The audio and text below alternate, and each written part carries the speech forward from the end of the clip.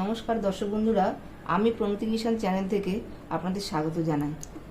এর আগে আমি আপনাদেরকে এই মেশিনে কি কি কাজ হয় সব আমি ডিটেলসে আপনাদের জানিয়েছি। পিকো আমি ইন্টারলক করেছি প্রথমে, তারপরে আমি দেখালাম আপনাদেরকে পিকো করে দেখালাম। তো পিকুর করার জন্য পিকুর আর ইন্টারলকের একই চাপ বলে এই চাপে আমার দুটো কাজ হয়ে গেছে। এবার আমি আপনাদের দেখাবো কিভাবে কট পাইপিং করতে হয়। তো কট পাইপিংয়ের জন্য কিন্তু এই চাপটাকে আমার এবার খুলতে হবে, তো সেটাই আমি খুলে দেখাচ্ছি। খুলে আমি কট পাইপিংয়ের চাপটাকে বসাবো। এই খুলে ফেললাম। এবার আমি কট পাইপিংয়ের চাপটাকে বসাবো। এটা কট পাইপিংয়ের চাপ, একটা রাইট সাইডে আছে, একটা লেফট সাইডে আছে। তো যেটা আমার সুবিধা, যেদিকে আমার সুবিধা আমি সেদিকটাই বসাই। আমি লেফট সাইডে বসাই, আমি লেফট হ্যান্ড যেহেতু, আমি লেফট সাইডে এটা বসাই। তো এইভাবেই চাপটাকে আমি আগে বসাচ্ছি। দেখুন কট পাইপিংয়ের চাপটা, এটা দিয়েও কট পাইপিং হয়, আবার সোজা সেলাই হয়।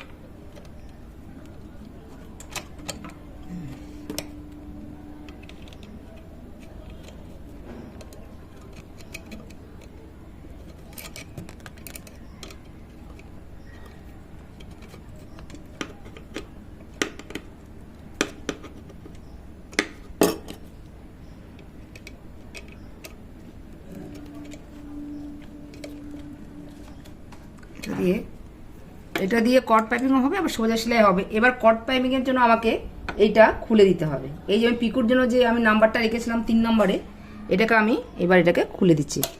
খুলে দিলাম। এটা আমার 0-তে রয়েছে, 0 আর 1-এর মাঝামাঝি থাকে এটা। এবার এইটা দিয়ে আমি করব কট পাইপিং। যখনই সোজা সেলাই করব তখন আমাকে এইটাকে নামিয়ে দিতে হবে, আমাকে এটাকে 0-তে বা 1-এ রাখতে হবে। তাই জন্য এটা নামিয়ে দিলাম। এবারে দেখুন আমি কাপড় রেডি করছি। কাপড় আমার কট পাইপিংয়ের জন্য কাপড় লাগে 1 ইঞ্চির মতন আমি কাপড় নিচ্ছি। এইটা আমার 1 ইঞ্চিরই আছে, কড়াই আছে। তো একটা স্কেলের সাহায্যে আমি এটাকে দাগ কেটে নিচ্ছি।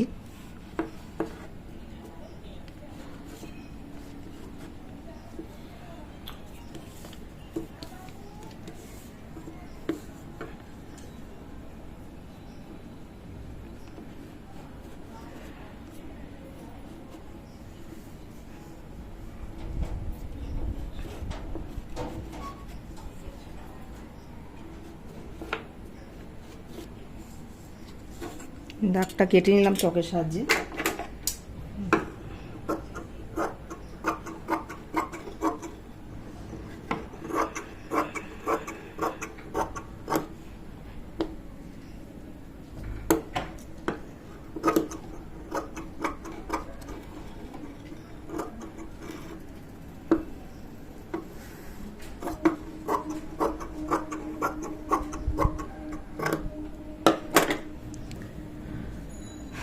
আমি এটা আড়ে পট্টি দিয়েই কাটলাম, এটা আড়ে পট্টিই কেটেছি আমি।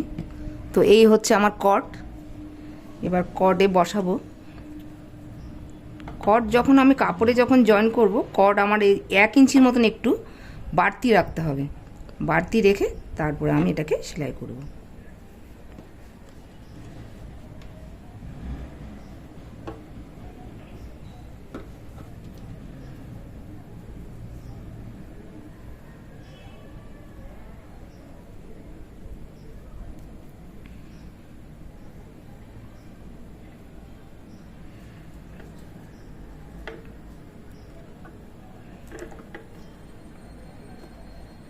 এখানটায় চাপটাকে আমি নামাবো।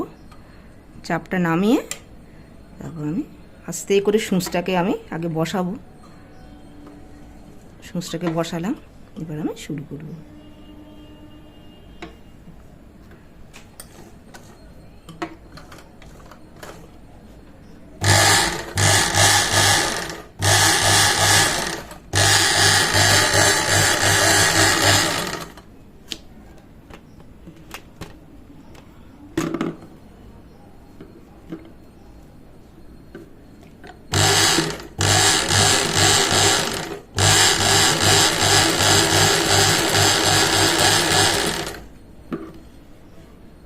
সময় কর্ডটাকে একটু টেনে রাখতে হয়। যদি কর্ড না টানা হয় তাহলে লুজ হয়ে থাকে, এই জায়গাটা লুজ হয়ে থাকবে, অর্থাৎ একটা টান রাখলে কর্ডটা সুন্দরভাবে এর মধ্যে বসে।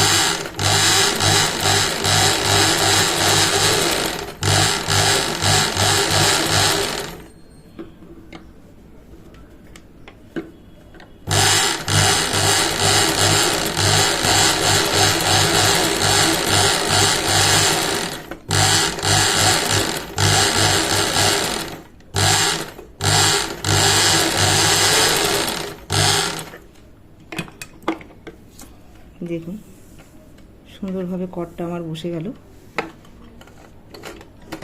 এইভাবে যখনই সুতো থেকে আমি সুতোটাকে যখন টানতে যাব তখন আমার এই চাকাটাকে হাত দিতে হবে, চাকায় হাত দিয়ে আস্তে করে সামনের দিকে আমি এটাকে সামনের দিকে ভাবে করে ঘুরিয়ে এই সুতোটাকে টেনে নিয়ে আসবো। এভাবে করলাম।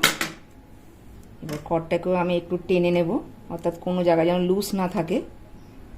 তো এরকম করে কেটে এটাকে এখান থেকে একটু দূরে কাটতে হবে, কারণ একটু দূর থেকে কাটার মানে হচ্ছে যদি আমি এটার কাছে ঘেঁষে কাটি তাহলে আমার কর্ডটা ভেতরে ঢুকে যাবে, তাই জন্য একটু দূর থেকে কাটতে হয়। আর যখন আমি স্টার্ট করব তখনই আবার দূর থেকে সেলাই করব আমি, অর্থাৎ কর্ড যেন ভেতরে ঢুকে না যায় আমার। তো এইভাবেই আমি কট পাইপিং কাজ দেখালাম আপনাদের। যদি আমার ভিডিওটি আপনাদের ভালো লেগে থাকে তাহলে প্লিজ আপনারা লাইক করবেন, শেয়ার করবেন এবং সাবস্ক্রাইব করে আমার চ্যানেলের পাশে থাকবেন। ধন্যবাদ।